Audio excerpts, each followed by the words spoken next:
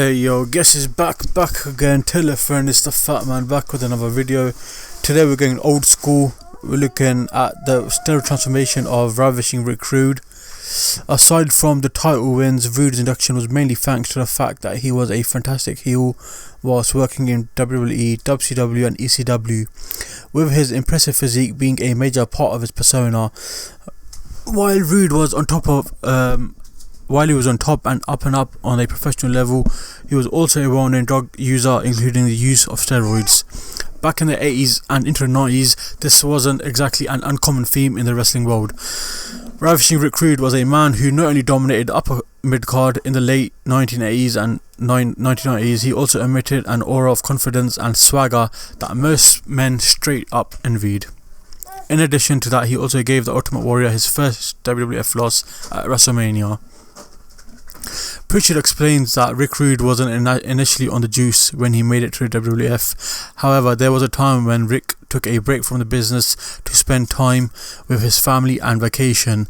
The general rule of thumb in the business was that when boys got back from their vacations, they were in worse shape because they hadn't been working out.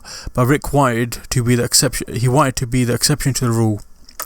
Bruce explains that Rick allegedly started taking steroids during one of his family vacations to come back more than ring ready and in better shape than when he left. In the late 1980s, Rick wrestled on a card at the Thomas and Mack Center. About that time, the WWF was rocked by a steroid use scandal, but Rick was never accused of using the drug that builds muscle tissue but can cause serious health problems. He had a muscular body like his father's, his mother says. It's not known if he used growth hormones, but it is common knowledge that he used parabolin and primobolin. He had stopped steroid use in 1990 because him and his wife wanted to have a baby. In the book Chokehold: Pro Wrestling's Real Mayhem Outside the Ring, written by Jim Wilson in 2003, he mentions that Rick reluctantly testified about his steroid use in the trial. After stopping steroids, he lost weight, less muscular, and was fired by Vince McMahon. Jerry the King Lawler also confirms that Vince fired Rick Rude because he got off the juice. Rick even pleaded with Vince not to fire him, but Vince kept pestering Rick to get back on the steroids, and if he didn't, then he was fired, which he eventually was. Rude was found unconscious by his wife and died in the morning of April 29, 1999.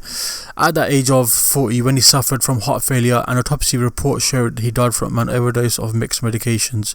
An autopsy was done to determine the cause of Rick Rude's death. Because there was empty prescription bottles found in his home, it is widely discussed that Rude's heart failure was due to a drug overdose, though this hasn't been confirmed publicly. Given the stories of Rick Rude's past drug abuse, combined with the fact that he was battling injuries and hoping to make a comeback in the ring, sadly a drug overdose is not far-fetched.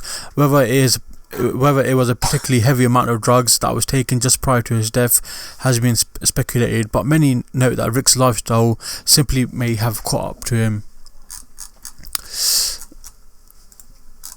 There was those who blamed steroids for his death, which made sense as Rude himself had admitted years prior that he did take steroids while wrestling, which would explain why he was able to maintain such a great physique for years. Hope you guys enjoyed the video, and make sure to subscribe, comment and share, and I'll see you guys next week. Peace. Turn